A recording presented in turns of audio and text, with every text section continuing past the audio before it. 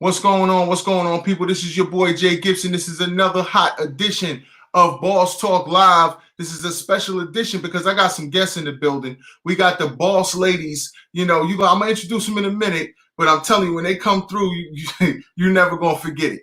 Tonight's topic is how to love a boss. If you're a boss, you run a business, you're an entrepreneur, you're an influencer in your industry. You have a lot of people are having trouble finding the right mate. And I have some specialists and some people that are going to come through that are going to give you both sides of that game, from the honey to the money. So let's get to it. No more delays. This is Late Night Boss Talk, a.k.a. Boss Talk Live. Share this wherever you at. Drop a comment. We'll show it below. Let's get to it.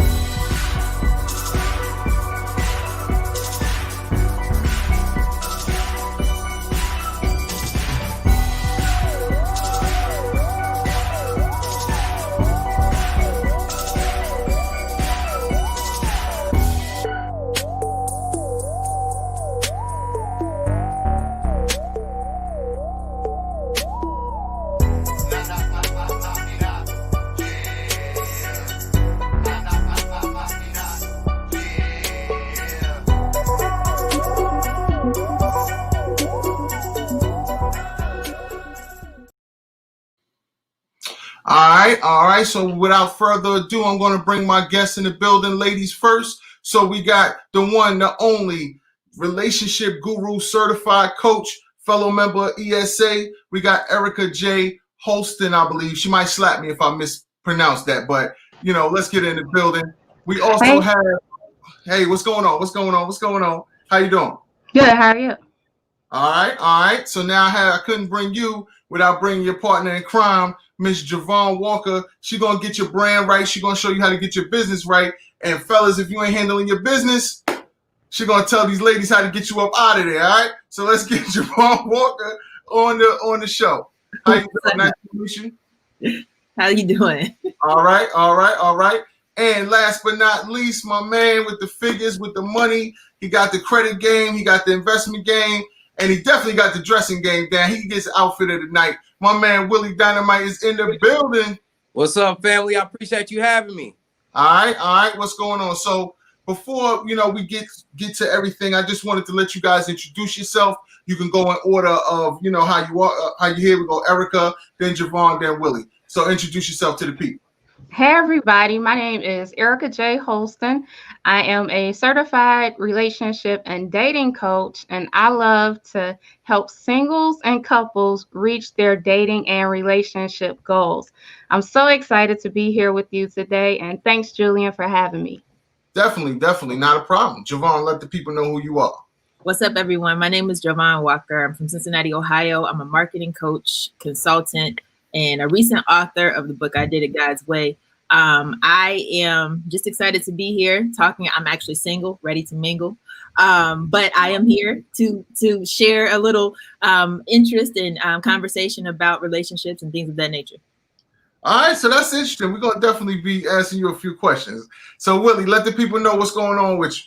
Hi, my name is Willie Viverette, a.k.a. Willie Dynamite. I am a wealth coach. I'm a full-time investor, full-time dad, and fashion designer. I am the CEO of Viverette Tiles. As you can see, I created these right here from basically from scratch, and just designing and creating. That's basically my lane.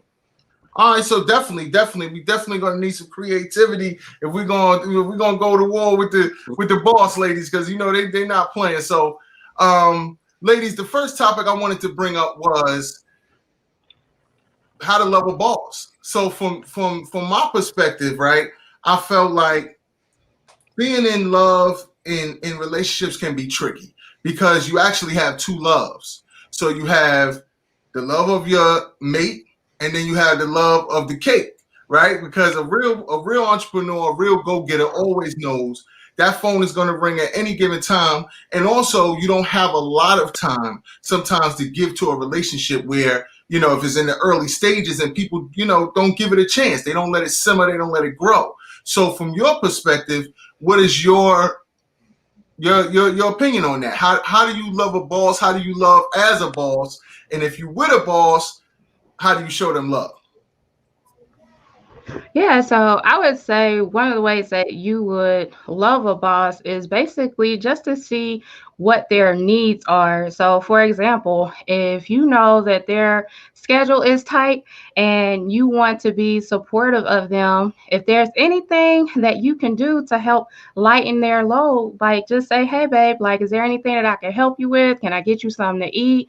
What ways can I help you? And so that just helps make a boss job a little bit easier, and it is possibly their love language.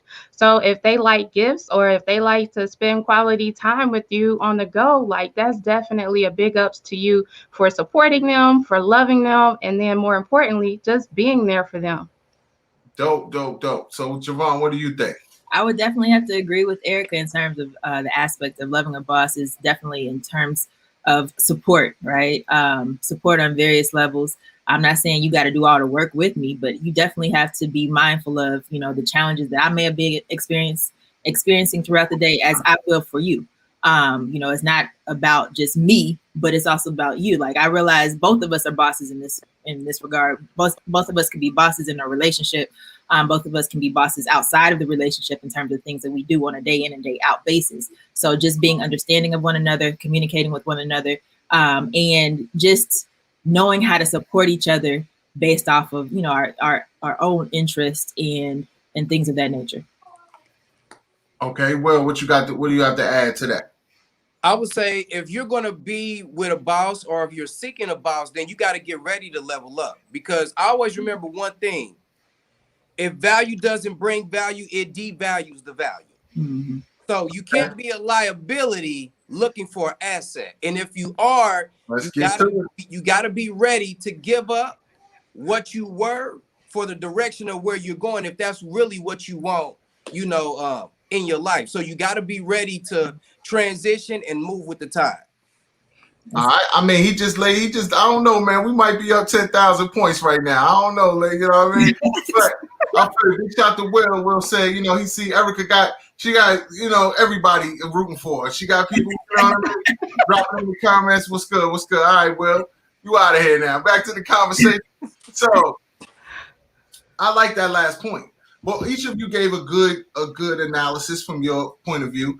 But that point about as far as being a liability, looking for an asset, I think that might be the where we can get it. We can get the pot simmering right now, right? Because I feel like money becomes an issue when I believe it really is not an issue. Because where you're at in life at the time you meet somebody may not be where you're going to end up, or may not be where you once were. You have a lot of people who might have made a lot of money. A lot of guys will say, well, I was making such and such back in the day, and now they're more back to a regular Joe type of lifestyle, which is cool. But there's a different set of options that come with that, right? Where you might have people who might be on the way up. And a lot of times, whether it be, male, female, whatever, and they're at that space where they're in school. They're trying to get that nursing degree. They're trying to get that law degree. They're finishing up their master's or their bachelor's or whatever. They already have a career track. And that relationship we have to be able to get on the same page. So if I'm going to graduate school, but I'm still working and I'm doing this, I may not have time to go out every week, but we can schedule these times and get the most out of, our interaction. So what do you think about that? Like what he was saying, as far as you being an asset and someone that's a liability that comes on the team, now that could cause friction. Yeah, I definitely agree that definitely can cause friction, especially like if you are a single man and you are dating a single woman.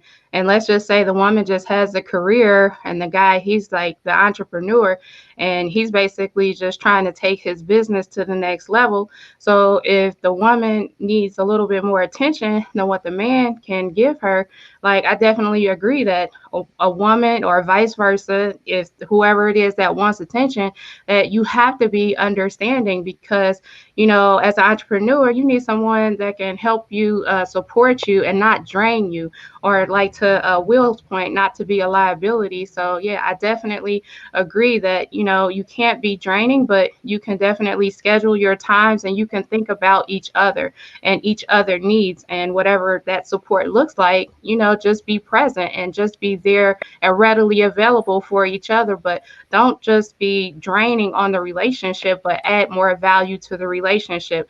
And when that entrepreneur goes to the next level, whether if you are a man or a woman, like they gonna say like, thank you for being there in there with me, thank you for supporting me, and I just want to show my appreciation to you by doing whatever it is that they want to do for you. Right. So Javon, speak to that now. You saying that you're single and ready to mingle. I mean, you threw that out there. You might have fellas, you know, hitting me up saying, yo, who's Javon, yo. So you being single, how does that, what is your evaluation system? When you know, somebody wants to meet you, they wanted to take you to lunch, whatever it is, you know, you being someone who's a business minded, what are you looking for in a potential, you know, suitor? In terms of potential suitor, someone who is, you know, open to experience, right? I'm big on trying new things and everything like that, but open to experience, but one that likes to communicate as well. I think the biggest thing for me is I am a communicator. I like to tell you exactly whatever I'm doing. And then I want you to be, you know, quite open to me in terms of telling me some things too, that will help me understand how I can better serve you, if you will, in terms of being understanding of your needs, of your desires, things of that nature. But at the same time, it helps for you to understand exactly what some of my needs are as well, so that we can work collaboratively in this team effort. I believe that, you know, relationships are golden when they work right, right? And so I believe the main thing in terms of if a guy is a liability in my regard is because maybe we haven't really communicated fully. Like there's some things that, because he could be working on a few different things. He could have gotten laid off. I mean, we're in the middle of a pandemic here. He could have gotten laid off. He could have been making a certain amount or what have you or whatever. But right now he's in a struggle moment. But if he's communicating some of his situation with me and telling me exactly what he's going through, and as it relates to, you know, how we can work together, that helps me to understand him better so that we can move forward. Right. And I like that answer, because I was going to follow that up with a question to say, what is the timeline on that? Because I know sisters, you know, you sometimes, and I say this as you know, a grown man, I think a lot of times men don't come to the table with the truth. Right. And I think, you know, a lot of times if they're trying to impress you, right? So they'll, you know, hey, you know, he might be doing a little something, but, you know, we like to exaggerate, right? So, you know, you borrow the Benz from their uncle or something. Now they picking you up. We go on to lunch. You know, he might have just got paid that other day, so he got the money for the appetizer and the drink and the dessert. You know, but on a normal day, you know, we have Fridays. You see what I'm saying? So how do we evaluate and say, you know, and everybody can answer this. How do you evaluate and say, okay, this person may not be, or a better question is this: what's more important to you initially? If it's somebody that you like, and say, hey, this person may not be the business CEO, but they may be somebody who's a contractor, right? They're blue collar. So they're not on a corporate path, but they know how to make money. They got their own business. They're doing their own thing. Maybe they're not as big as they, you know, would like to be. They don't have a whole chain of shops and all of this, but they can bring in they can hold up their end of the bargain, versus somebody who might be on track to be the next executive, but at the same time, there's no laughter there. There's no swag. There's no sauce to the relationship. It's just like, you know, mostly as a business person, I like to hang out and chill. When I get off of work, when it's Friday, when we're kicking back, or the weekends or whatever, or even if it's during the week, you want that person to balance you out. If we're both too serious, it's boring, right? And then it becomes too competitive as well. Because it's like, oh, my 401k got to match yours, or yo, you got the new Beamer, I got to go get the, you know what I mean? So that could be good and bad. So I'd like everybody to kind of speak on that. So the next person would be Willie, and then we'll come back around. So I would say, just in my opinion and my experience, is, you know, dealing with somebody, a woman that's hard-headed, is a big red flag. Is a big red flag for me, because you got to be able to see. You got to be able to see the vision, because it's going to be some times where my phone is going to ring and I got to go. I got to answer it.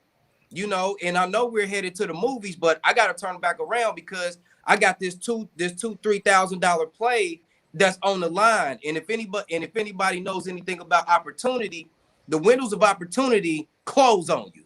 They're not, opportunity isn't waiting on you. You have to wait on opportunity. So I think finding somebody that's really understanding of that will help the relationship flow, you know, for that longevity versus, I'm gonna give you a personal situation. It ain't gonna get too deep, but I bought a property and my contractors have flaked on my floor, and I know how to do it. So I'm like, I'm gonna do it myself. She calls me. She was like, "Dang, I don't never get to see you." I said, "Well, I'm down at this property. I'm gonna text you the address. Pull up." Well, I don't want to come down there. We're supposed to go to the movies, and I told her that I had to leave her in the Lord's hands. Hey man, sometimes you gotta chuck the deuce. Long story short, and I don't think nothing against that young lady. You know, it was more so of she just didn't understand the importance of me handling that business in that window. Now, when that property is done, I might fly to Paris for Fashion Week. Right. You know what I'm saying? Come with me. You know what I mean? But when it's time to handle business, that's what I'm on. I'm not trying to do nothing else. I'm trying to handle that business because I can't even get a good night's sleep knowing that I got something on the table because I feel like I'm slacking as an entrepreneur. All right. So, I mean, ladies, what do you guys think? I know you got some hot fire to throw back over there across the tennis net. So come on with it. Let's get to it. Who wants to go first? Yeah, I would just say like when it comes to guys, like as far as like, you know, having on the mask, like it's just so important for a guy to be willing to be transparent with his woman, especially if he wants to get serious with her. So if you are just going out there just to have fun and just to see what the dating scene is about or whatever, like maybe you don't want to be vulnerable or transparent with her. But you know, as far as like coaching single ladies, like they really want to feel that emotional connection. So I would just encourage the fellas, like, you know, if you are dating to be married or if you are dating to get in a long-term relationship, like be willing to take that mask off. Be willing to be transparent and vulnerable. And I'm going to just say that the ladies are ready to level up. The ladies are ready to do whatever it is that you possibly would want her to do, but also to just make sure that it is compatible with each other as well as in sync with each other. So that's my spiel. Okay. All right. So Javon, speaking from a brand perspective, right? You know, it's not just people. When people say brand, sometimes they get too caught up in, you know, names or image, but I'm speaking to personal brand. Mm-hmm. So from what Willie was bringing to the table, you know, we got another little guest back there, you know what I mean, hanging out. It's all good. Future boss in the building. All right. But you know, from branding, would you recommend to one of your clients to say, hey, this is a good look, or not saying you're gonna hook them up with a relationship, but saying, hey, this is somebody that I think would accentuate what you bring to the table? Because nowadays you have people, it's not just celebrities who are doing these quote unquote, you know, fake relationships, you know, for the gram and all of that. But even in the business world, and you know, you have, oh, she's on the board here, or he's a CMO or head of marketing at Pepsi or something. And you know, people coming from these colleges. I remember FAMU. I didn't go to FAMU, but I got a lot of friends who did, and they have a direct pipeline to Pepsi. So a lot of people come out of FAMU and they end up head of marketing somewhere for Pepsi, and then they want to date somebody who's, you know, at Johnson & Johnson or something. They don't want to date somebody who's a bus driver, you know. So from, you know, is there any consideration from your brand, even in a personal level, to say, hey, I think in my experience, I match up with people who are more in this lifestyle versus this lifestyle? I think, there are people that are focused on lifestyle aspects. Mhm. Of, you got to live a certain way. I'm Johnson & Johnson. I work at Kroger. I work at P&G and all that stuff. I'm not particularly that person, right? You don't necessarily have to be a corporate exec to work with me. I've worked in corporate. That's not necessarily my dream. Like, I want a husband that is corporate. I want a man with ambition. And so when if I ever have the conversation with a client of mine, most of my clients happen to be married, but anyway, if I ever have a conversation with a single client of mine, and they were to bring something up like along those lines in terms of like, what should I do overall in terms of building up my brand? Is it right for me to be with the guy that is not necessarily in the same lane that I am as it relates to job preference or what have you? My thing is this: if the guy has ambition, if the guy is supportive in what you're doing, if the guy if you can communicate with him and tell him up front all the stuff that you're doing, and see where he stands with that, and see if he's, still like, okay, I want to be a part of this team or not, then go with that, because that's really what's going to help you in the long run. You're open, you're talking about it, you're expressing interest with the person that is interested in you, and they may not necessarily be at that corporate level, but that they are at the same, they have the same level of understanding, if you will. They have the same level of ambition in the thing that they're doing. So they could be a blue collar worker, but they making it happen. They're go-getters. They got a savings account and they starting to invest, and they're doing stuff that some people would do it even in the corporate level, but at the same time, they still have a heart for you and are still full of ambition and communication to make this thing work. Right. Okay. I mean, that's a great answer. I definitely like that answer. Now I want to switch it up a little bit and let's get into some topics and let's see how you guys feel about that. So, I don't know if you guys have heard about this whole Meek Mill controversy. Okay, we got another boss lady in the building. Let's just get to. I'll bring you in 1 second. How do you guys feel about it? I don't know if you heard about it, but recently everybody's been on Twitter dragging Meek Mill. So he was at a stoplight, and a bunch of kids came up to him, neighborhood kids. They're selling water, stuff like that. So they want to sell him. Then they realize, hey, it's Meek Mill. Now he pulls up in a Phantom, by the way, or Rolls Royce or a Wraith or something like that. And he's telling them, yo, don't put your hands on my car, right? And then he gives them $20. Now, mind you, these are 6 kids. I don't know. First, have you heard about that? And then, what are your thoughts? I posed it, is that a boss move or a bozo move? So I'll throw that up to the panel and let them kind of comment on it. I mean, I think kids are going to be kids, but as far as like, what's his name? What is his name again? Meek Mills. Yeah, Meek Mills.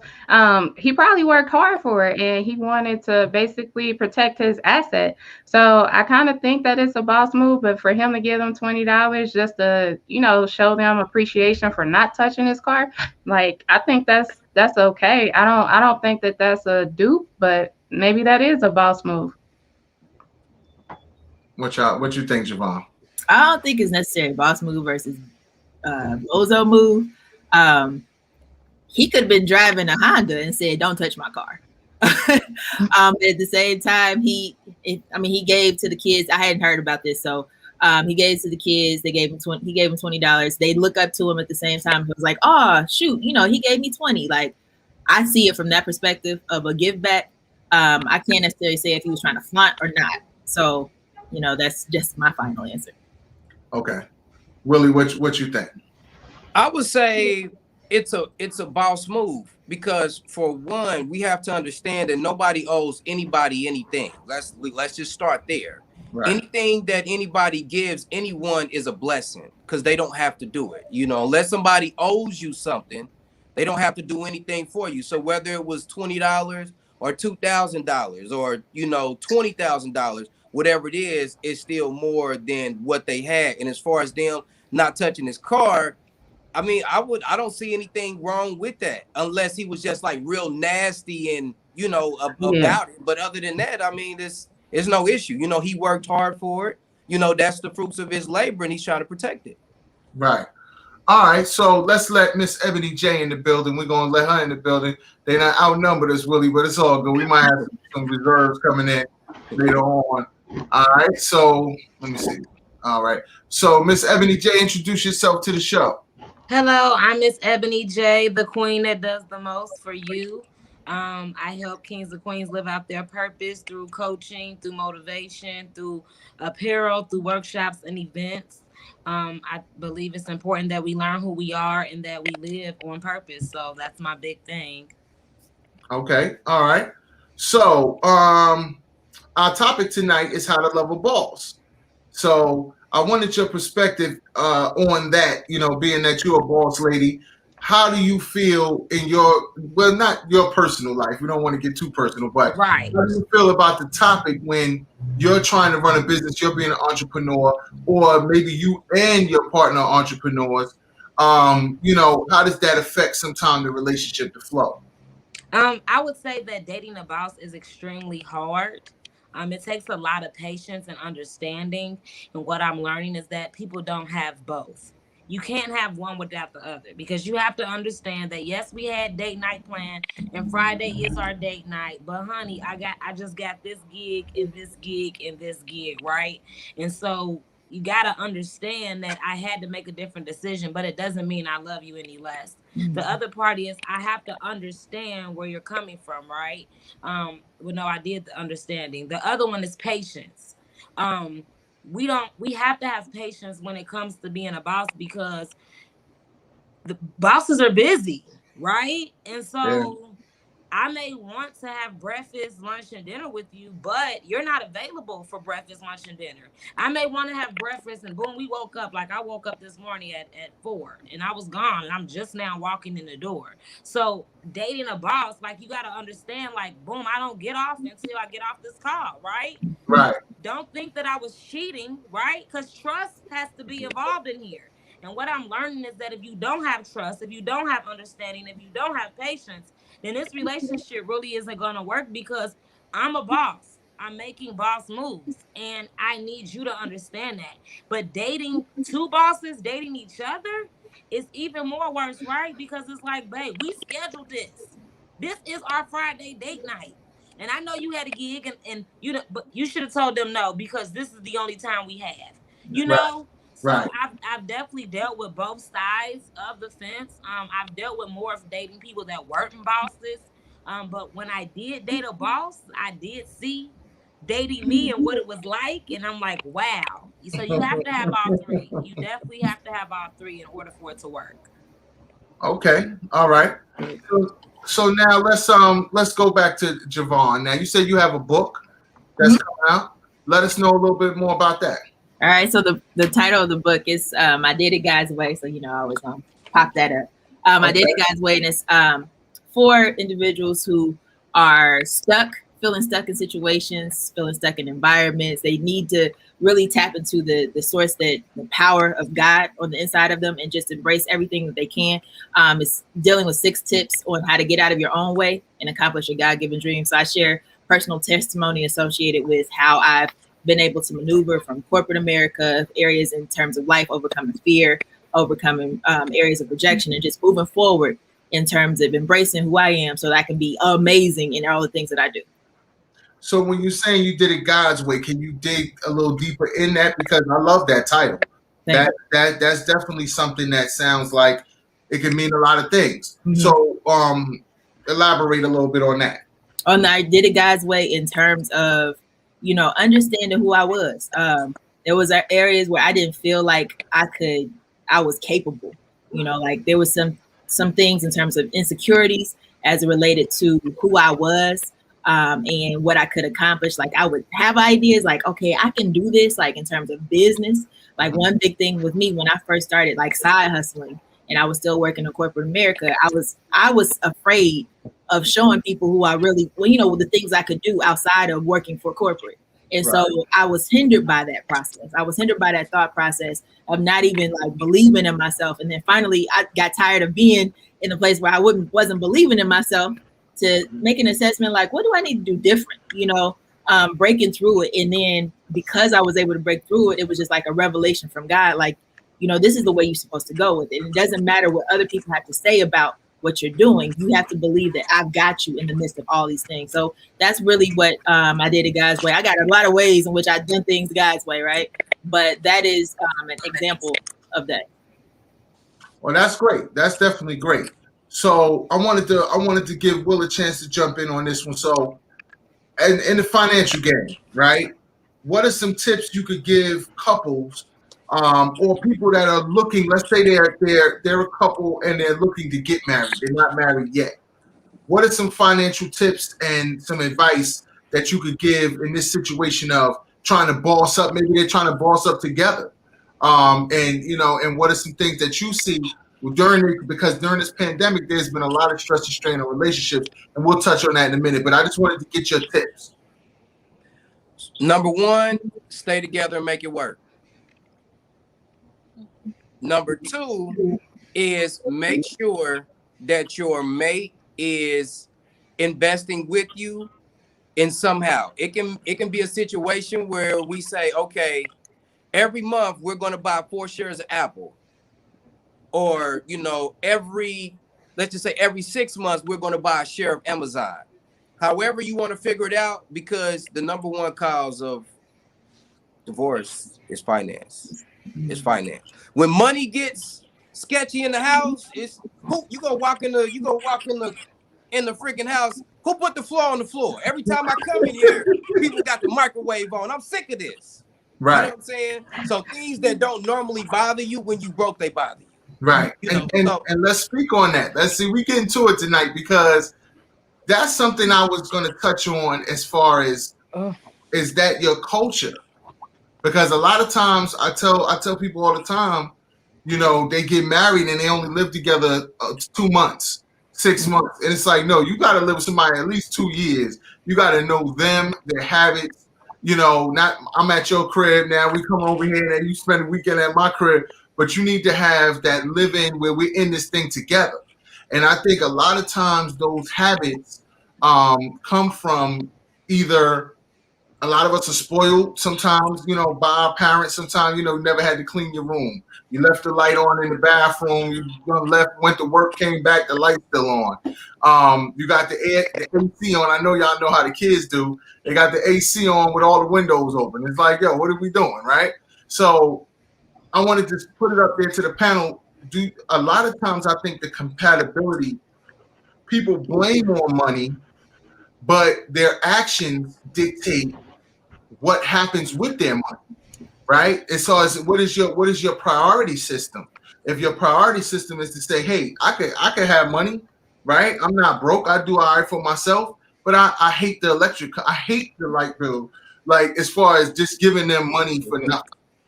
It's like, I'm not gonna, because you can charge me whatever you want, right? You can charge me whatever you want. I had an issue here at the house, and there was a storm, and like the line, the line connects to your house. Something had got loose, and we got the bill, and the bill was like twice the bill of the month before. And what people don't know, this is a money saving tip too for everybody watching. You can request, I believe, I'm here in Maryland, so it's at least twice or 3 times a year, but you can request that they come out and do an actual reading. Most power companies around the country are not coming. There's no guy coming to read the meter anymore. They call smart meters. Yeah. And they might have somebody down at the end of the block, and he just pings the thing. And most of the time, they just bill you based on an average of what you normally did the year before during that time. They know the sum of the bill. So I don't want to get too much on the rant with the electric bill, but that he touched on a key thing, because when we're balling, nobody cares, right? But when the money gets tight, but I feel like if we reverse that and we be more cognizant when we're balling, I want to keep balling, right? And that's where I say, that can, 2 different people coming from 2 different worlds, they have to give each other time to learn, a better way.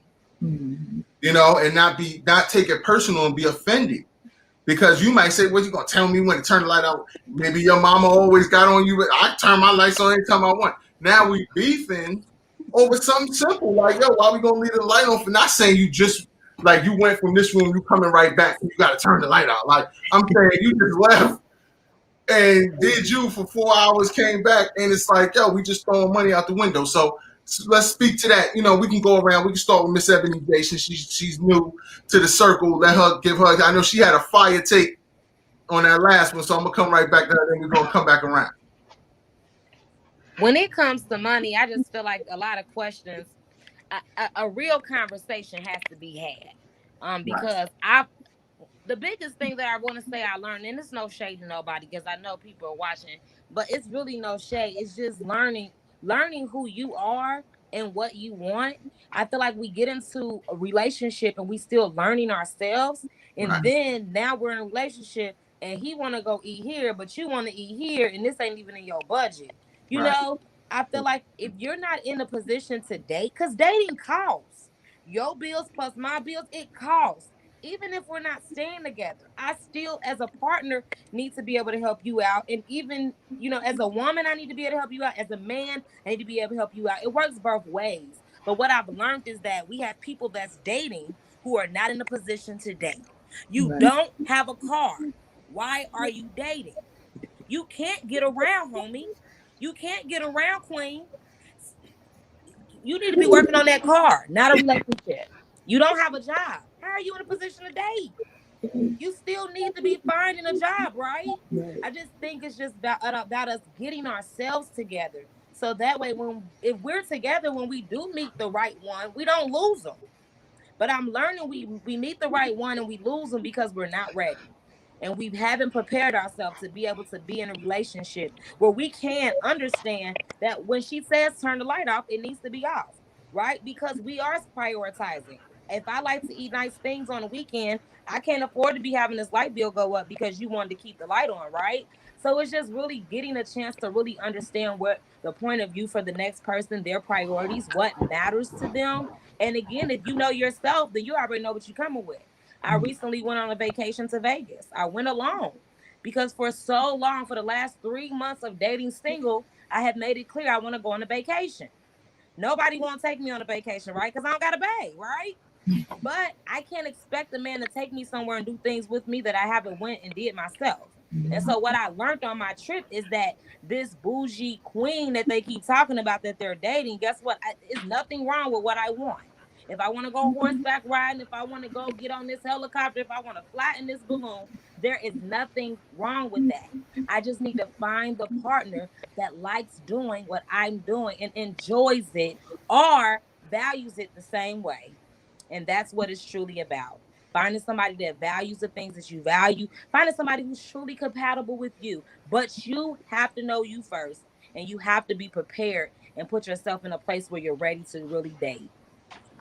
All right, so you know that was a fire take. I definitely got some. We're gonna come back to some of the quotables. We're gonna start putting some quotables. I gotta bring y'all back because I thought I was crazy. So I talked to y'all. I'm like, well, I guess I'm on point. So Erica, you being the dating guru, we're talking a lot about dating and how this can, affect what I believe Erica was talking about is your standards. And that's a big thing, and I just wanted to get your take on it, and I'll respond from the male's point of view. Okay, well, actually, I had wanted to put a spin on it a little bit. Let's talk about the light bill, and I wanted to basically talk to the couples.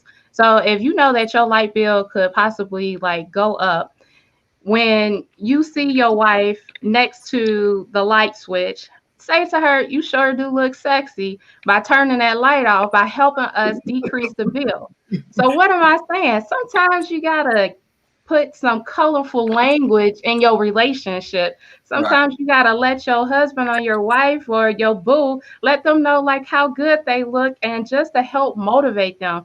I think that instead of us talking to each other nagging, oh, you don't do this, you don't do that, why don't you do this, why don't you do that, let's use some more colorful language and be playful, tell each other a joke, say something in a way where it compliments the other person to make them smile, make them feel good about doing whatever it is that you want them to do. Okay. All right. That sounds good. Now, we're gonna take this. This was the original title to the show. and I'm gonna see where y'all go with it. Because it sounds like we all getting there. So I wanted to wait till the pot kind of simmer a little bit, then we're gonna get it.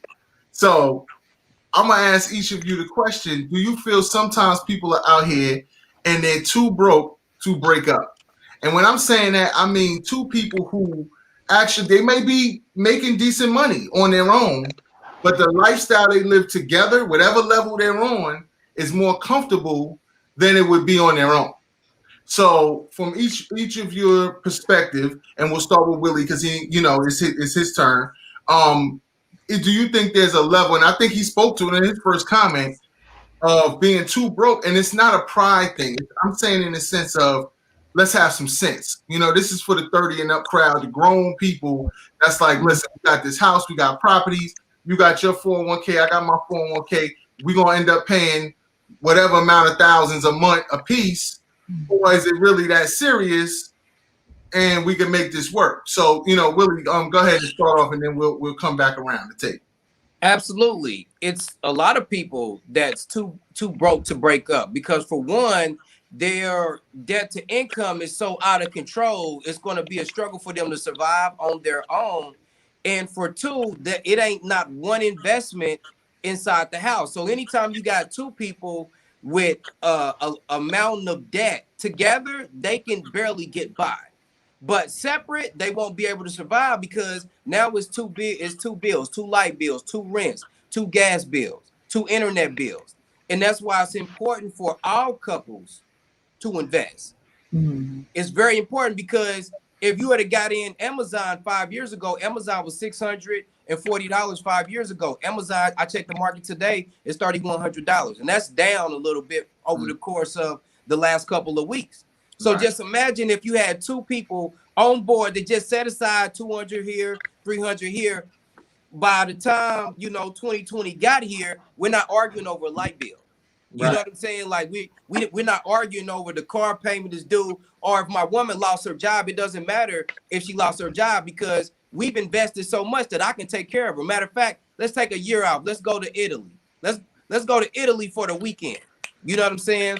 And that's why I always push investing, whether you're single or, you're together as a couple, because at the end of the day, your opportunity is going to come from what you own and what you control. If you don't own nothing and you don't control nothing, you don't have any opportunity. All right. That's definitely ownership is key. Investment is key. I have a saying, I say invest, reinvest, repeat. And that's my formula basically when I tell people, because what I was going to say to speak to what you were saying, I like the PS5s. Everybody's been crazy. Everybody been going crazy with the PS5. But what I did was I bought some Sony stock. So the $500 that we would have had to pay for the PS5, I said, let me go ahead and get about 5.5 shares of it was $89.99. And this in the course of the last couple of weeks, stock's been doing good, right? And I looked at it, and I think a lot of times I try to teach people in my training is simple. Invest in what you know, right? And someone like Peter Lynch, I don't know if you ever heard of him, but he's one of the top investment gurus of all time. And he said if it takes more than 10 minutes or whatever, he said it takes more than 3 minutes to understand an investment, it's 2 minutes too long. You know what I mean? So it's like I agree. Things we use every single day are products that are main staples in the economy. So those are things that are not going anywhere, right? And these are things that we can learn to invest even in simple ways. A lot of people have the 401k. Some have an IRA if they're a little savvy. But we don't pay any attention to it. If it's coming through the job, what we do is just whatever they invest in, they invest in. Now, we don't realize when it goes down, they don't change anything. They don't make any adjustments. So you're at the whim of whatever they invest in. And a lot of people don't understand. You're taking some simple steps to go over what's in your portfolio, make a few adjustments, and then find out how much the fees are. Because a lot of times we're just wasting money in fees. And we're losing thousands and thousands over the time of 20, 30 years. That's, could be a couple $100,000 with the interest. So those are just some simple tips that I think people should sit down, first of all, and make their budget for the month because I think we all have experienced this. You always have a bill. Oh, I forgot about that. You know what I mean? But what happens is people act as if, like he said, the car note, if you have a mortgage or rent, you know, your car insurance, your kid's school tuition, you know, whatever it is, you know those bills are coming. The electric bill, the cable bill, it's like the top 5. You know those are coming, and you got to pay them for the whole month. So I'm not saying you may not have enough money in the beginning of the month, right? You may have to put a couple checks together. What I tell people is you got to sit down for a month or two, because you're never going to generate. If you build up a surplus, you can pay those bills for the month and then let your paychecks come back into your account and pay yourself, right? So there's simple things we can do, but just acknowledging, hey, because one thing, what it does, I don't know if anybody's heard of the app Truebill. Mm-hmm. If you get Truebill, it's good because it not only looks at what you spend money on, but your subscriptions. Mm-hmm. So when you put all your stuff on there, you may have, like, I have a HVAC guy who comes, he does services, the furnaces, the AC unit outside, all of that. So I started thinking about, I said, these guys come twice a year, once in the winter and once in the summer, right? Now it's only $25 a month. It's nothing, right? But that's $300 a year. So I said, wait a minute. If I called this guy to service this thing, only gonna charge me $100, right? So, and it's not like my unit is old or dusty or crusty. Like, most of the time, you could change that filter yourself if you wanted to. So I said, well, basically, and if you get a new, I mean, I don't want to sound cheap, but you got to be savvy out here, right? So if you call any new company, they're going to give you a discount because they want your business. And these service-based companies, they all do the same service. So it's like, I can get that 50% off, then why am I giving you $300 a year when I can take that money and, like Will's saying, invest it, right? Even and it's so bad nowadays that you're not getting any interest in the bank.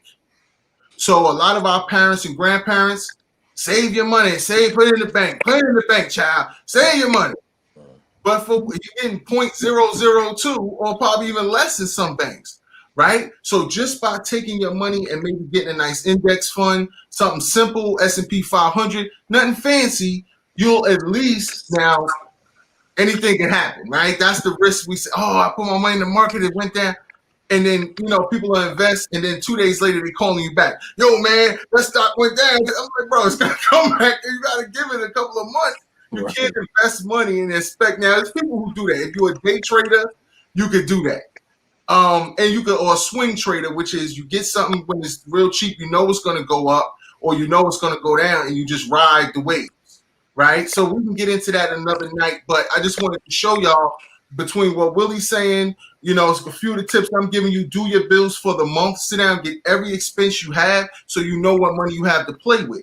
The first thing you're going to realize is we're spending too much money on crap we don't need. So what can we slice down and still have, you know, not feel like, oh, I'm on a budget. You know, I tell people it's not a budget, it's a plan.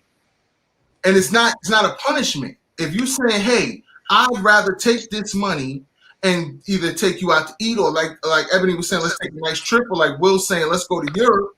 I know his passport is clear. He done dropped out 5 cities already. So you know he all over the globe. But in reality, I would rather take a nice vacation. So now I don't want to cut you off. I just want to add, you're making a really good point. So all of my trips, all of my flights are free. I went to Paris for free last year, was at Fashion Week, took my son to Belize, Mexico, LA, and I just did that by leveraging my credit because I spend a lot of money on travel. But with the credit cards that I got, I've accumulated 500,000 travel points. Wow. Round trip to Paris was only 34,000. Round trip to Belize was 20,000. I paid for everybody to go, and it was still free for me. So you're absolutely right. Yeah, man, that's some things they said. The right credit cards, they got cash back options, good miles, good benefits. Those are the things that you need. So before we get out of here, I wanted to let each of you kind of, if you have anything to promote, if you have any programs, you know, I know Erica has her Honey Love Academy. She's killing the game. So I'll start with Erica. Go ahead and shout out whatever your program, your website, and where they can reach you. Yeah, so as far as the single professional ladies, if you want to know how to attract a high value man, how to overcome your ex, or dating strategies in order for you to fall in love again, I would love for you to join the Honey Love Dating Academy. We meet twice a month. We have a lot of fun. Sometimes we have speakers who come in and they share their expertise, whether if it's finances or what a husband looks like and how you can attract him from a male's perspective. So you can reach me on Facebook or Instagram at Erica J. Holston. And that's it. All right. So Javon, you're next. All right, so I have a new program coming up in January the 11th. It's actually the Winning Content Program, and it's for women who are in the coaching and consultancy space to help them really develop their coaching businesses as it relates to marketing it, putting together great communication plans so they know exactly. Stock basics, stock options. I trade options. We cover real estate basics, real estate investing, wholesaling. I also teach people how to travel for free. I also repair credit. I teach you how to build your credit because a lot of people may not have bad credit. They just don't know how to build it. So I cover those tips. And I also help people to create generational wealth, investing in the gold, silver, understanding how the economy works, everything that's geared towards moving the community forward. Okay. And you can reach me on vivarecredit.com. All right, that's dope. Like I said, you guys definitely did a great job. Loved having you in the building. Anytime we're gonna have other topics, other things, you guys can come back whenever you got something going on. You guys can always come back. And I wanted to wish everybody a happy holidays. I hope you and your families all have a great time. And like I said, we're all dealing with this lockdown. So the best thing we can do is get along, right? It's too cold outside. Get out, right? Over arguing over stupid stuff. Like I said, spend some time with the family. Use this time that we would have went out of town into different clubs and this and that, and just sit down and talk to each other. That might be the best way to find out all of the expectations and all of the standards and all of the miscommunications, and to get it all ironed out. And then you too will have a bossed up relationship. So I'm gonna let you go. We're gonna we're gonna stay on. We're gonna have the after party. You guys can check it out if you want to comment in or whatever. But like I said, it's been great having you here, and I wish you guys nothing but the best. Appreciate you. All right. Thank you. All right, dope. All right. All right, so you see, we bringing the top dogs, the top bosses in the building, y'all. We're not playing around. We're giving y'all, a lot of game, a lot of stuff to think about. It's a lot of relationships out here that need fixing. It's a lot of people who don't know which way to go, don't know which way is up, and that's why we're here. We're here to help you get some real game, not just in your finances, but also in your personal life and also in your business and anywhere in between. So just hang out for a second. I'm trying to find some music real quick for the intermission. I got y'all real quick. We're going to play something smooth. I don't want to get flagged, so YouTube, just chill out for a minute. You know what I mean? Let me do what I got to do. Let me see what we got in the building. I'm a man scientific. I can always play one of his joints. And while we wait for the next guest to come through, and we'll be in the building shortly.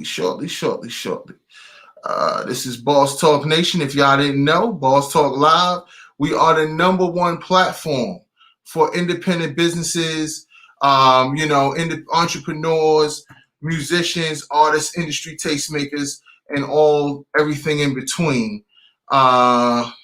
So this is my man Jimmy Black, Blue Cheese. Big shout to Manny Mad Dog. You know what I mean? He's doing his thing out there. Had him on last week. And we're gonna get to it. Yeah. All right, so just hang out, bear with me for 1 second, and we're gonna play some tunes and we'll be right back. Let's get it. This Blue Cheese. You already know what time it is, baby. It's that blue cheese. Blue cheese. Just on the beat. That cheese. Jimmy Black, the journeyman. ATH all day, family activity. You know what I'm talking about? We global coaster, baby. It's that blue cheese, government cheese. Spread it up to make more cheese. Roll it up, now you breathe. Spread the love to get emojis. When I'm cool with D, how we drop peas. Hella late, but I'm stress free. Nothing free, you pay a fee. That's best if you ain't family. Thrown in the window, movie though. About the dough, we all hustle. You know Joe, what up, though? In slow mo, let's take a ride. Splash, splash, through the hood like I'm Robin Hood. With the good, but I'm from the mud where it's hard times. Through a fire, we don't survive. Last trip was a mean slip. Cash now or never, baby. My team unstoppable, never impossible. Really with them there, guys. Networking increasing. Potency is guaranteed. On cloud nine, that's mandatory. That blue cheese. And the story get blue cheese. I get that blue cheese. I get that blue cheese. We get that blue cheese. We're about that blue cheese. We blow that blue cheese. We grade that blue cheese. We're about that blue cheese. Come on. Okay, we get blue cheese, no sushi. Stay on top like a goofy. And the drop top for the cool breeze. I'm a rhino, I'm a true breed. No hydro, just soothe me. When I buy low, come through B. Bang bang roll, they do see. I'm a steady beat, no goofy. Say what you want, nigga, I get the bag. Talking your talk, you loving my swag. Flip up your pictures, she popping my tag. I know what she want, look at the man. I got the skills that they wishing they had. You are right here and you wishing me bad. Sooner or later we bring it to lab. So when I talk, nigga, give me my cash. Blue cheese, I get that blue cheese. I get that blue cheese. We get that blue cheese. We're about that blue cheese. We blow that blue cheese. We grade that blue cheese. We're about that blue cheese. Come on. Blue cheese, I get that blue cheese. I get that blue cheese. We get that blue cheese. We're about that blue cheese. We blow that blue cheese. We grade that blue cheese. We're about that blue cheese. Come on. Okay, get the bag first, no late. Rumors take a nigga sneaks, make them hate. Rumors too legit, too quick. I had the MC. If I get to M, nigga, you will see it. Blue, red, rubber, high puffer pockets. Foreign money, nigga, know a tight sausage plate with the X and G's on it. Man, a nigga gotta eat, don't it? This is light work. You a light jerk. Get the chicken, nigga, with the light jerk. And I fry, nigga, make them extra crispy. And my pants sag like I'm hitting 60. I'm sipping on some Mississippi. Sipping on some Mississippi. With a thick chick, with a pretty fanny, eating penny candy, getting plenty money. Pockets looking like a cemetery, money bear, getting paper like a obituary. Blue cheese, I get that blue cheese. I get that blue cheese. We get that blue cheese. We're about that blue cheese. We blow that blue cheese. We grade that blue cheese. We're about that blue cheese. Come on. Blue cheese, I get that blue cheese. I get that blue cheese. We get that blue cheese. We're about that blue cheese. We blow that blue cheese. We grade that blue cheese. We're about that blue cheese. Come on.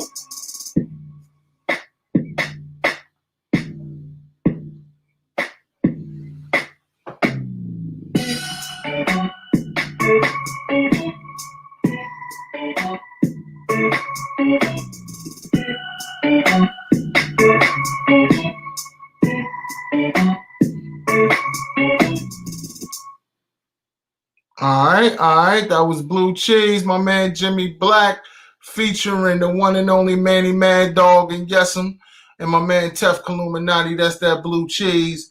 We back in the building, y'all. It's Boss Talk Live. This is the #1 show for entrepreneurs, hustlers, and musicians, and people who just go getters, coaches, speakers, everybody. So we got some more people getting ready to come through. But while we waiting for them to come on through the crib, I figure I go over some trending topics with you. So, like I said, right now, the whole country is waiting on this vaccine, man. I know it's crazy. I know people are talking about it. People are just trying to figure out what they're going to do.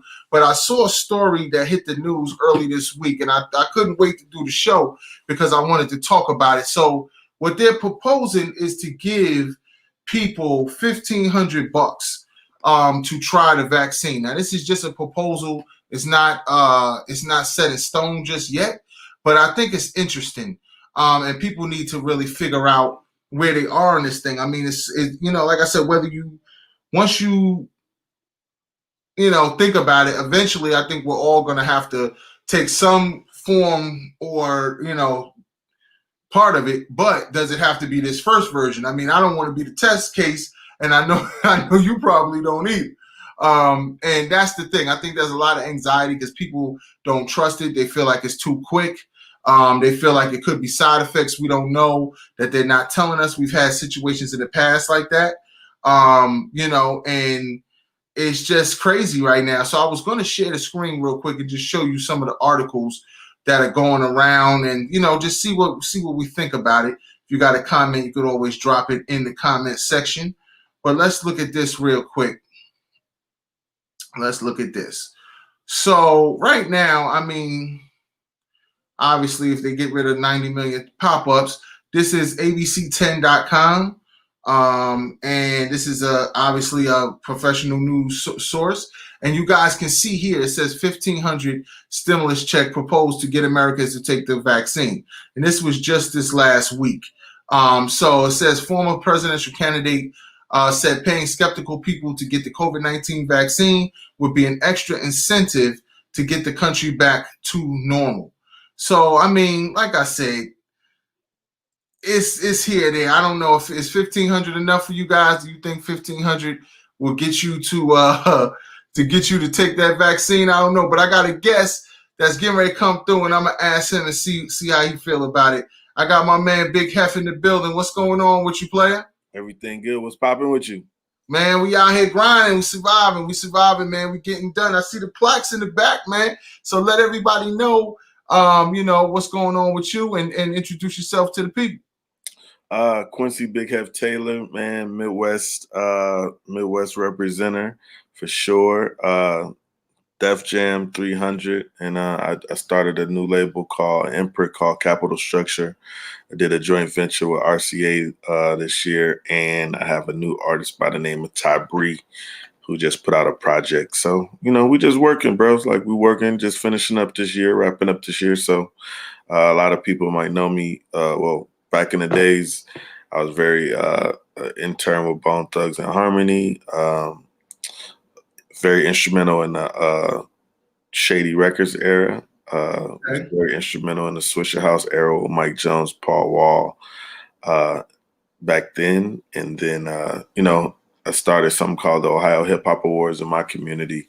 Okay. Just to showcase a lot of the artists and the producers and our entertainment scene on a national level. And then, started working with a kid by the name of Machine Gun Kelly, did some stuff with a guy by the name of Ray Jr.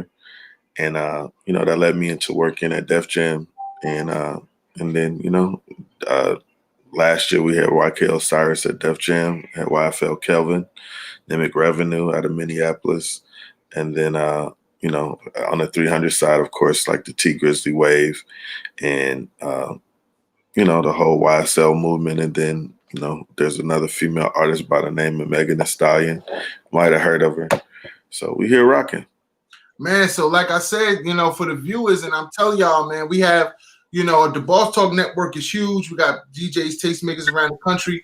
But for the fans and for the people that's on the come up, I tell them, when we bring bosses through, we bring bosses through. So you could tell by the resume, this brother definitely knows what he's talking about, and he can give you some good information and advice to get your career going. So being that the pandemic has shut a lot of things down, give some people from your perspective, from somebody that's more behind the scenes, making things happen, setting up plays. What have you seen as far as people who have adjusted well, and then people who have just, we see some of the news clippings, people that's kind of losing it because they don't have their mainstream of income, which is mostly performing? You definitely have to shift and pivot into the digital era. And then you also have to shift and pivot into a lot of the brand partnerships that might come. So a lot of artists, of course, a lot of people, main source was income was touring. But, you have to move into the digital space as far as doing like live stream shows. You see a lot of artists pivot and do OnlyFans. Well, OnlyFans was really geared towards that was supposed to be like a live stream platform, but it took a twist for the exotic and culture for the culture. Yeah, for sure. But so you just got to do a lot. We did a lot of virtual stuff this year. So we did a lot of virtual tours, that at least gives us the interaction with people without being there physically. So, you just got to take your time and then you kind of look at what's going on and we make it work. All right, definitely. So in your many years experience, man, for a new artist, what have you seen that has branding, as far as branding, that has helped an artist? Or what do you look for, rather, when you see some new talent and say, okay, what is the criteria? Just for everybody who's going to watch this and see the replay, what can they do to make themselves stand out to where someone of your stature would say, you know what, I'm gonna holler at him. I could probably put him into my pipeline and get him jumping off. One of the big things is, of course, is social media. So just having like for a lot of the younger artists, having like a presence on TikTok and having a fan base there. And then also, just good streaming numbers. So, if someone that would make me want to have a conversation with an artist, because I know that they can captivate a crowd or audience. And once you start putting them in bigger platforms or bigger playlists and stuff like that, then you know that they can take it to the next level. All right, that's great advice. Now, speaking of somebody taking it to the next level, I got the next West Coast sensation coming up right now. My man Compton Reg, or Compton REG. Hey man, I don't need no smoke. I don't need no smoke out there, man. Ain't no smoke. My jacket is pretty clean on the west side, so I don't want to cause no problems. But let's get him into the show. My man Compton REG in the building. Let him know what's up with you. Hey, what's up, family? Big hell. What up with that, G? Feel me? Salute. Hey, you crazy for that one. Ain't nobody tripping like that, man. I'm cycle of poverty and bring generational wealth, man. I ain't own none of that. You know what I'm saying? I'm with you, brother. I'm with you. So yeah, man. Introduce yourself to the people. Let them know you got a hot single out right now. You moving and shaking. I'm seeing your name. I mean, every time I go to a blog site, man, I'm seeing your face, man. So you definitely gonna be the next one out there. So let everybody know where your movement, your grind, how you got started, and where you at right now. Man. Well, I'm Compton Reg. I go by REG. My name Reg. You know what I'm saying? But right. The acronym for that is in reality, everything's God. You know what I'm saying? Because REG, that's what it is. You feel me? Right, so right. A lot. I've been through a lot, so that's why that's what it is, and I stand on that. You know what I'm saying? So I'm out of Compton, and it wasn't ain't no peaches and cream, and I'm just trying to do something else. It ain't for me. It's for my kids. You know what I'm saying? Right. So I know I can hit, and I know damn near everybody in the industry that I need to know, but I don't live off that crush. I just feel like I got good music, and it been popping. Like all of a sudden it happened. I really just said like I'm good, like you know what I'm saying. But I just think what happened is God had this plan. Like I wasn't ready back when I was really grinding on it, and if God wasn't happy with me, nothing was gonna happen. The only constant is change. To where if I'm right by the universe is gonna be right by me. So once I got my mental together, then things start happening. And it just started happening out of the blue, and it changed up when my mind changed up. You know what I'm saying? Mm-hmm. So the music is nothing. I can go and do music all day, but what about outside of that? You still got to, if you know what I'm saying, like how are you treating yourself? You respect yourself, then everybody else gonna respect you. You know what I'm saying? Right. But I started on that music, years ago with this cat named Kipper Jones. He was writing "I Want to Be Down" with Brandy. Okay. I was in the R&B circuit, so I didn't know who Stevie J was and all these cats, but the guy that was managing me at the time, his brother-in-law was the senior vice president of the music department at Columbia. Okay. So I was around all that. I had DJ Muggs doing tracks for me, and Cyrus Hill and all them kids. Like I didn't even know that, but this was my first real step into the game. Yeah, I was rapping in all the niggas' closets and shit. You know what I'm saying? Right. I never been in a real studio. So I started dealing with them, but it was just something else that was going on. I didn't know how strange the industry was back then. So until now, when everything started coming out, you know what I'm saying? Like, oh, that's why shit was happening back then. That's why, you know what I'm saying? But Right. I'll go back to say, that's why I said God had a plan for me, because maybe it wasn't the time for me to come out back then. Right.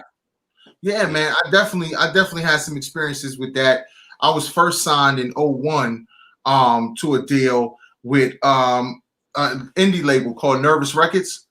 Okay. They basically were Black Moon and all of that boot camp stuff came out of it. Yeah, Gyro the Damager. Yeah. And you know, that was my Damager.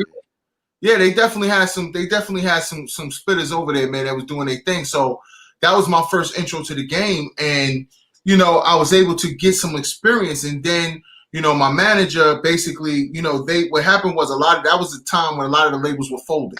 Right after 9/11, a lot of stuff kind of folded, and people kind of had to go on their own. So I was able to learn the business from the behind the scenes.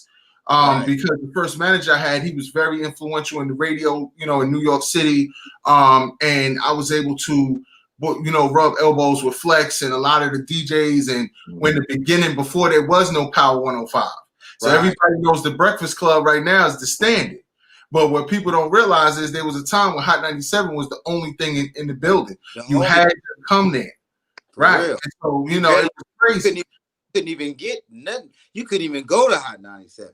Right, exactly. You couldn't even get upstairs. So that's why all that drama outside, because everybody couldn't get upstairs. But no. Yeah. So, you know, with that being said, what I learned was the people behind the scenes last longer. You might have an artist that comes out and they might be talented, they could be hot, but for one reason or another, maybe you on a certain team and the person who got you in the game, they get shut down, and now you kind of like got to find your way.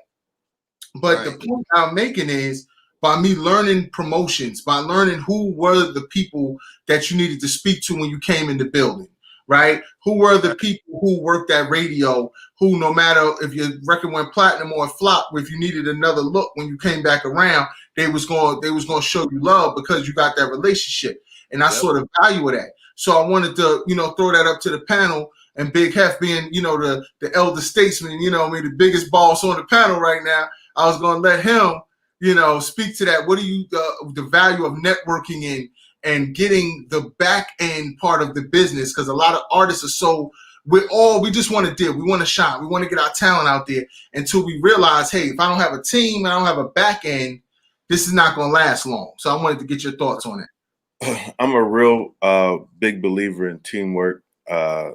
I know, like, when a lot of artists come in the game, you know, they're kind of tunnel vision about just creating and controlling their artistry.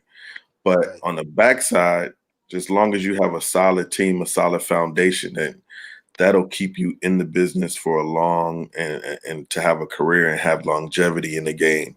So having a good manager that knows the business, that can talk the contract talk and make sure that you get negotiated the right percentages and the right deals, no matter. A lot of people don't know about their publishing, and that's like their real estate in music industry. So you should definitely take heed to that. And then, you know, of course, your accountant. A lot of people go bad because they spend recklessly and they don't do them taxes. So we got to make sure that stuff keeps happening and that guidance is there as well. And then, of course, your entertainment lawyer got to be on point, so they can also open the doors for you, and also they can get doors closed for you. So, you know, so you just want to make sure you definitely have a good team. You have some good structure behind your business, right? And you know, like they always say, like it's cliche, but your network is your net worth, and you know that can be, but like you earning 5 to 10 million for 1 year, or having that longevity for 15 to 20 years, like some of the greats. Right. Now, speaking to that, I know you just a point that stood out to me was getting your first check.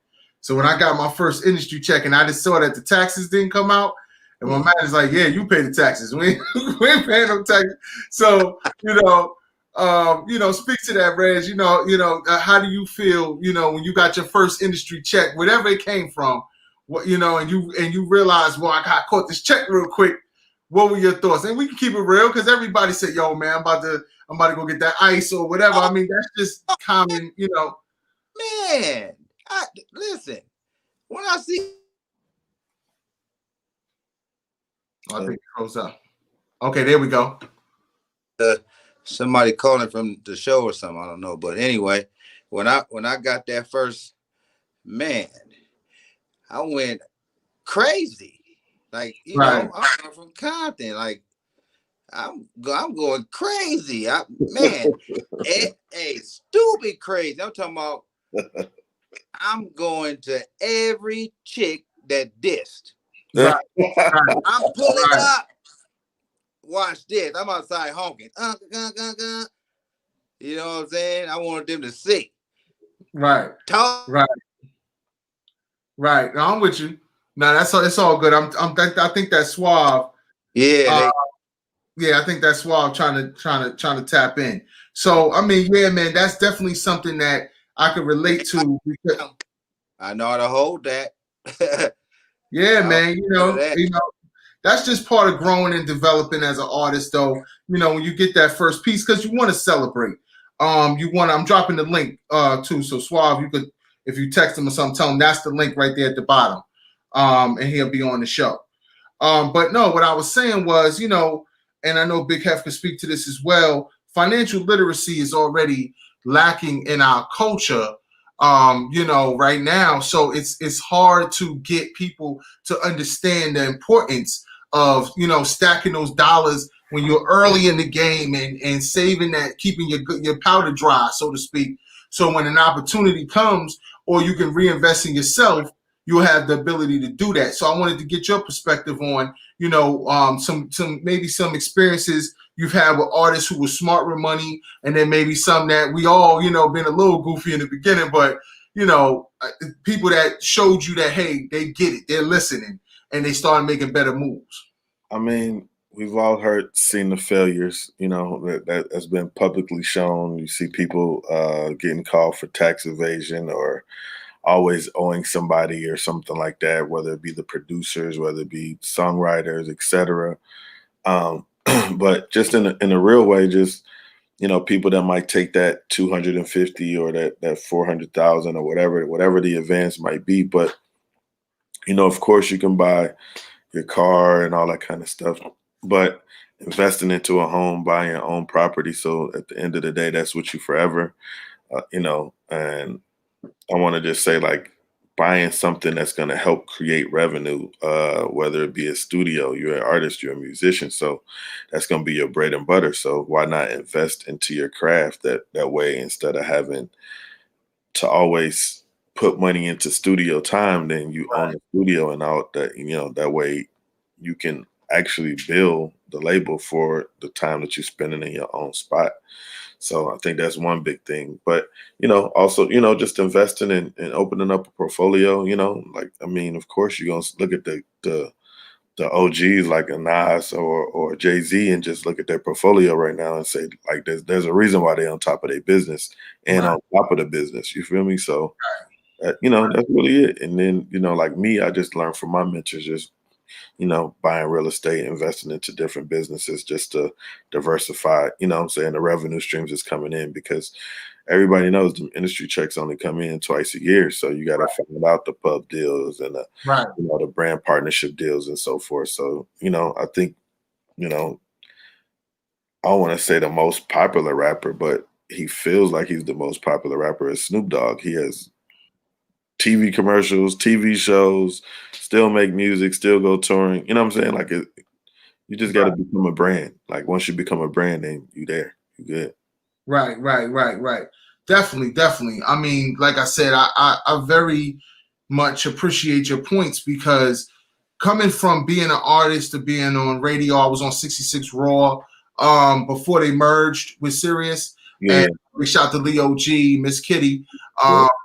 But being behind the scenes taught me a lot. And, just learning how to develop a career in hip hop. And I have a idea that hopefully when these schools open back up, I've had it for a long time, and I wanted to do like a hip hop job fair. because I think for the youth today, they don't understand how many careers, like actual 6-figure or plus careers, 7-figure careers in the entertainment business, whether it's through digital media, doing the graphics, doing the videos, whether it's being a sound engineer, whether it's being somebody, like he said, that's a writer, whether being somebody who is an executive and went to business school that actually, you know what I mean? I know we all put our homie on, and, you know, either they security or, you know what I mean, they supposed to be the investor for us, you know. But as you grow in the business, you learn you got to have professionals. So that's something that I definitely feel that new artists, some are catching on. Like you said, with the real estate, they're being put in positions that most of us maybe coming in that early 2000 class, you know, didn't really get. We saw the Jay-Z's, we saw everybody, you know, bossing up, and it was all about getting to the Bentley and getting to the to the crib and putting the 24s and the 26s on the truck.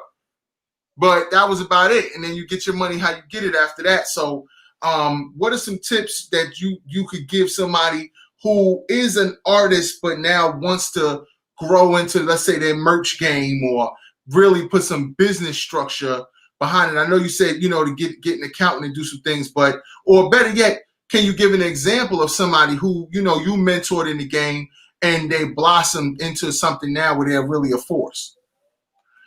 You know, one of the artists that I really seen take the business approach to it, you know, like, you know, with the rush on albums, like a lot of people, I don't know if you noticed the trend, but a lot of people putting out 2 to 3 projects a year, but they're seeing like, okay, every project comes with a bag. So now I could take this bag and I could invest it into some real estate or buy some properties, and then I can have that revenue stream always coming in. So T Grizzly was one of those guys that I, you know, just being around, just overheard, you know, taking one single, turning that into a record deal, and then buying property and turning that into a touring business and the whole nine. You know, like I said, I just take it into what it is, because, you know, at the end of the day, you're not going to be hot forever. So you got to make sure you have some sustainability into the industry. And then as long as you got current projects that's going to keep you, you know, I don't want to say hot forever, but relevant forever,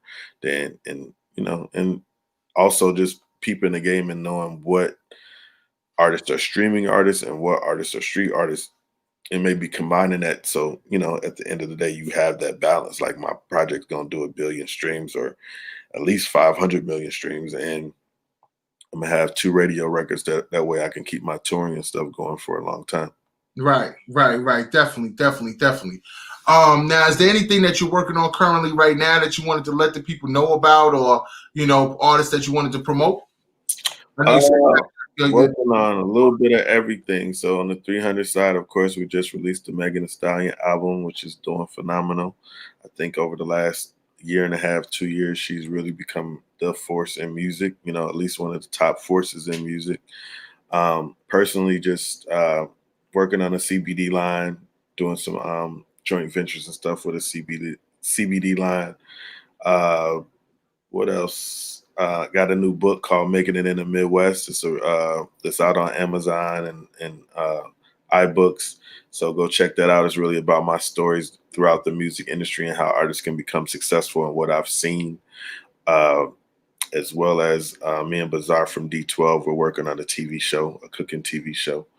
And, you know, and then on the label side, just looking for new talent, signing new talent, either on the management side or to the label. And just, you know, just being a part of that young culture, that young wave, man. So I'm definitely looking forward to the next phase of the career. And, you know, hopefully me and you can catch a cigar one of these days, you know? Hey, man, I'm down, man. Just let me know, man. I hop on the flight and we get to it. Now, I wanted to talk to you about working with Meg, because she's definitely one of the hottest artists, whether male, female, whatever, in the game right now. Now, we're not going to touch on the controversies or anything that's going on with that situation. Yeah, that would be no comment anyways. Right. Nah, man, this veteran status over here. We're not looking for the sound bite, right? Yeah. So, what I wanted to say, though, is her maturation. You know, from first jumping on the mixtapes, and I will say myself, watching that first video, it was just the visual presentation, right, of a new artist that you may have never heard of. I think that, Big Old Freak was something that was timely. The beat was right.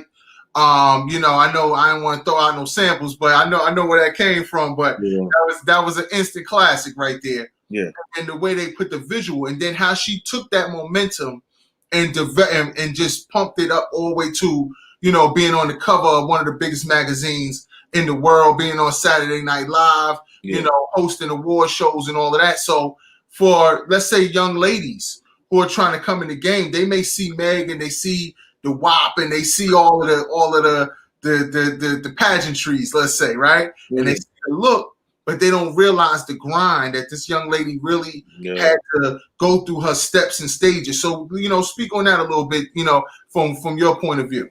Work ethic is crazy. And then, she never really complained once about anything. She said, I asked for this. This is what I want to do. This is where I want to go in my career. And she took the proper steps to get there. The flights, the long days, the video shoots, the studio sessions. She embraced everything because she knew what she wanted.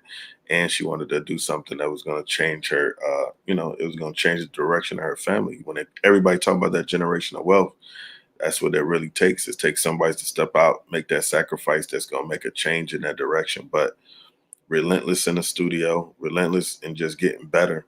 And, as you can tell, she's grown over the last, as one of the featured artists in the industry over the last couple of years. So, from being an unknown to being like, it's people's, like, I know in my family, I get my uncles and big, OGs like, what's up with Megan? On a first name basis, they ain't even Megan Thee Stallion anymore. It's just, what's up with Megan? So just becoming that household name over a couple of years is amazing to me. So, every quarter I do something called the Streets Most Wanted Tour. And, it's featured like a lot of the what's popping now artists. Me and Bigger Rankin used to do a tour together as well, and it featured like Lil Baby, and then taking it from that situation and that having like T Grizzly and all kind of like the up and coming artists in the industry that's popping right now on the tour, man. Just, but it takes that initiative from an artist to say, I want my music to spread outside of my city. I want my music to spread outside of my region, and this is what I want. And once people see that work ethic and what it takes to get there and have those type of conversations from the greats, then it's only up from there, Definitely. So, like I said, man, just with the whole 300 movement, man, I like the way you guys really brought the, like you said, the next generation through. Mm-hmm. From when the Migos was over there, the whole look, the whole roster, the whole vision. So from the corporate side of things, because this is something that if you notice, I'm on a thing because the show is called Boss Talk Live, and we try to bring a business perspective to the culture, like as far as these artists realizing their value at the time when they're hot, right? And if you plan something, I'll give you an example. So Mano, everybody remembers he had the hit High Hater. Right? Now, where I saw the biggest opportunity for him, and he was able to, develop a nice career. But I saw when he had the High Hater shirts. Oh, yeah. Right? Sure. And the record dropped right before summer, perfect time. And I believe it broke in Atlanta, then it started working its way up, even though he was a New York artist. Right. But the shirts themselves, I mean, the value of that, now I don't know his personal business, but what I say, I mean, the streets ran with it. It's almost like the Snowman t-shirts. Right, definitely, for sure. And, and I think for this next generation, we can learn from that and say, hey, if we kind of plan this thing from the beginning, you may be able to monetize that going in. Right? Where if in the beginning we do promo. So you do the promo shirts and you just really trying to get it out there. But we dropping collaborations and stuff with every project on the merchandise side, bro. Like, of course, for a lot of people when they first come in, they don't pay attention to it because the only thing they thinking of is that fast cash. But if I sell a $9.99 project but then I sell a $25 either t-shirt or sweatshirt to go along with it and make that a combination pack, then people are always they're gonna live with that. And it's basically advertisement for your product or your brand to be moving around, you know what I'm saying, while you away doing something else. So definitely on the merch side, you know, they doing collaborations and stuff. You know, every project gets a different collaboration. Right. On the merchandise side, and then, you know, of course, when touring and stuff opens up, say if you got a good touring artist with that merchandise, you know, some people might sell $5,000 to $7,000 worth of merchandise every show. You know what I'm saying? Right. And if you're a good touring artist and you're doing, just say in a medium size, 75 to 100 shows a year, like think of those numbers. That's a good sustainable income, and it pays somebody on the team for doing that, and also creates a revenue stream for yourself. Now you take that merchandise situation, and then you can leverage that into a bigger brand like a Gucci or whatever, a Prada or something like that. Like, hey, if we did a collaboration between my brand and your brand, then, and that's how you get the big sponsorship money. Right.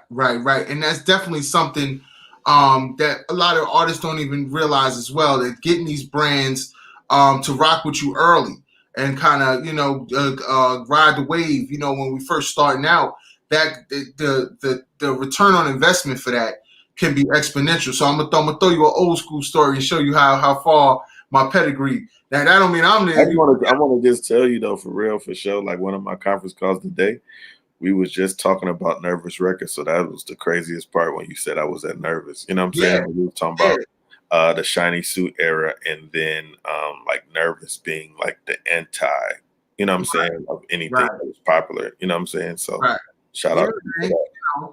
Yeah, man.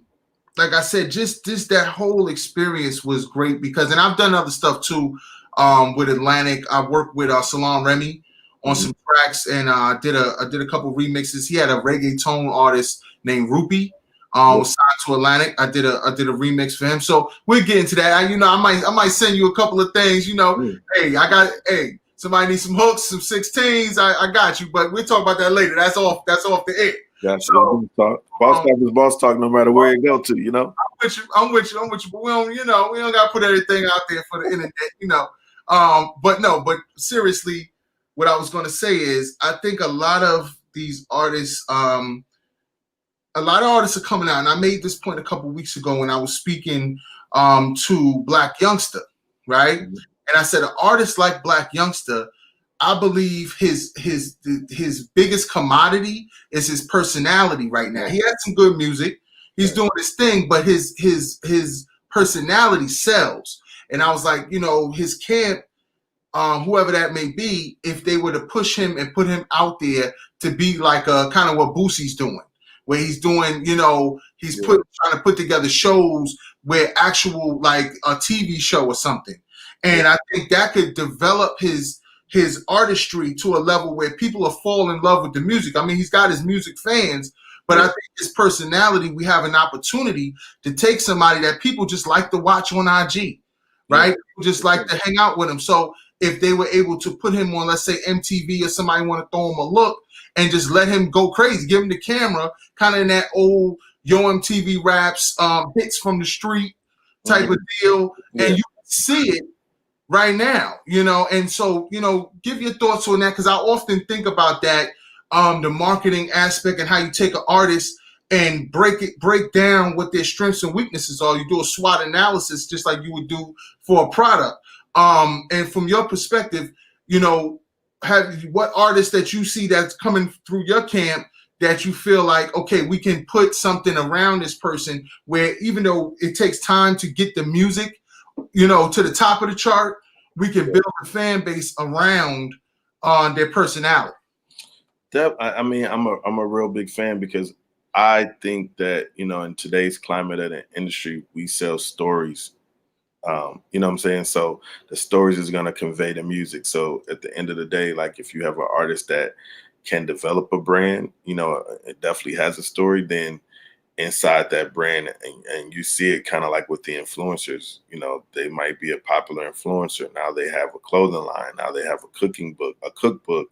Now they have, you know, different things that's going on. So you got to you got to do something that's going to captivate your audience all the time. Like, you know, at the end of the day, where you're in the content industry. So the more content that you put out, then you can become a YouTuber, you can become an influencer, and you can align different brands that'll come along with you. That's going to engage your viewership and your audience. So it plays a big part. You know, I think one of my friends, Brooklyn Johnny, always tells the story about how when he signed Cardi B, it was off of her social media, you know what I'm saying? And how she was captivating social media and keeping people kind of fascinated with her, you know, and he's like, yo, she'll definitely be able to do that as an artist as well. So you got to just look for the nuances and stuff on an artist and just kind of get, you know, see something and know once you put it in a big structure or a big thing, then it'll be something like that that's going to connect with the people at the end of the day. Right. Definitely. Now, I just wanted to get your thoughts on a few more topics before we get out of here. Busta's album came out about a month and a half ago, and I mean, it shook the building. I think he took a long time to put it together, but I think it was at the perfect time when it came out because people were waiting for something, you know, lyrical. And he's a OG, you know, he's one of the greats. So talk about the impact within the industry when they saw it, because I'm saying from a perspective of, they always say hip hop is a young man's game, and we all understand that. You know, like I think it was really amazing for Busta because, like once again, I'm on a conference call and it showed that, you know, I think he charted at number 3 or number 4, and he was competing against the young boys. Right. I know that he was still relevant. You know what I'm saying? So the body of work, and you know, it was like one of those, hey, bro, you heard that new Busta rap? You know, Right. that new album? Right. You got that word of mouth going, like, oh, bro, you got to check this out. You know what I'm saying? Right. And I like all the elements that he put into it. Like he put like kind of like every 90s, early 2000s vibe in there and bring that back into a 2020 feel. So, you know, I love the project. I talked about it a lot. We got a chance to talk to Buster a lot. I do a DJ coalition as well. So with the Nerve DJs, so I get a chance to talk to a lot of the artists behind the scenes and then in front of the DJ community. So Buster is one of those guys that's like amazing and, you know, has a great story to tell. And then just for him, you know what, it's like 25, 30 years later, bro, he's still making music and it's popping. So that's what's up. Yeah, man, definitely. I mean, he definitely did his thing, and then he had the joint with Kendrick, who was definitely, you know, brought the two eras kind of together. And did his thing. I mean, there's a lot of good projects came out this year. A lot of good. I mean, Meg's project definitely had a good impact. It had definitely got the ladies jumping off, but the fellas was checking just as much. You feel me? And like I said, in 2020 as a whole, it's been a year like none other. You know, from an industry perspective for 2021, I know it's looking like, I think they said summer, sort of the back half of 2021. Might get some UK stuff jumping off, but it may be a little, you know, a couple of states will rock with us, but you know, we might have to move in a different way. So I was going to ask, because I see everybody doing a podcast, everybody's got a YouTube channel, and what is some advice that you can give to artists who are looking to expand their brand in between, like find ways to make money, like you said about OnlyFans? But I think you have people that are going to Twitch. Logic did a good Twitch deal. People are getting these podcast deals all over the place. So, you know, speak to that as far as giving advice to an artist who, you know, might be a named signed artist that now is trying to find out, you know, you see other artists getting in trouble, and, you know, some game you could get them and say, hey, you ain't got to do it like that. You could do this and we could set you up with a couple things. Definitely the gaming world, you know, the esports world, e-commerce, all that kind of stuff. That's definitely a way. You see somebody like Offset, you know, he's done a lot of gaming partnerships or even content partnerships. So like with Quibi and all that kind of stuff, just making short content that people can be engaged in, like 7 to 10 minute episodes. You know, what else? Esports, you know, of course, there's the brand partnerships and the lifestyle partnerships you might get with either like a clothing line. I mean, if you look at Travis Scott, I think he sold a gang of burgers for McDonald's and became a billionaire really fast. Right. You know, and then, you know, of course you got your shoe deals and stuff like that too. So, you know, you look at Kanye and he became a billionaire. So it's like, it's different multifacets that you can go in. And just long as you like, one thing is just building your audience. And then two, just finding different ways that you can still be you and then partner with, you know, either those brands or create those brands. And, you know, that'll create a revenue stream for you, you know. So I like the content that people are creating because, you know, like I said, end of the day, we are selling stories. So when you see the podcasts and, you know, the TV shows and the network stuff that's going along, that people want to hear those stories from either back in the days or, you know, what's going on right now. Because, you know, even though we're in a social media era, people, you know, if you're good, you keep that stuff off social media and, you know, at the end of the day, you can sell that one day. Right. Definitely. So, I mean, we got your artists that's out here, and you know, we got Ty Bree, the Wake Up official joint. I'm gonna look that up. We're gonna get that jumping off. Just bear with me for 1 second, and I'm gonna pull that up so we can get to that video and get that look. You know what I mean? So in between, what are your thoughts on some of the stuff that they're talking about with this whole vaccine, the situation? I saw a story where they were talking about giving $1,500 for people to try the vaccine. So, you know, just in your opinion, I know, you know, somebody your stature is not worrying about the 1,500, but for the average dude in Atlanta right now, or the dude from Chicago that's hustling, and they like, yo, man, I might have to get that 1,500. What are your thoughts about it? I just want them to be able to, you know, if I'm anti-vaccine, but I think it's way too soon to just be pushing it on the culture. You know what I'm saying? Right. So I want them to test it out a lot more before they, you know, they just start injecting stuff and, you know, using people as guinea pigs and stuff like that, you know? So right. Hopefully, you know, you can hold off on it. And, right. You know, I figured that they were going to try to use that second stimulus check into. Hey, man, you know how they do, man. They get you thirsty and then they say, hey, they'll go for anything right now. You know what I mean? You know, so that extra little cushion, you know. Right. So, but I'm hoping that, you know, the government takes its time with it and not force it on the people before they've tested it properly. Like, you know, you hear the horror stories about effects and stuff of people that have taken it and so forth. So right, definitely, man. Yeah.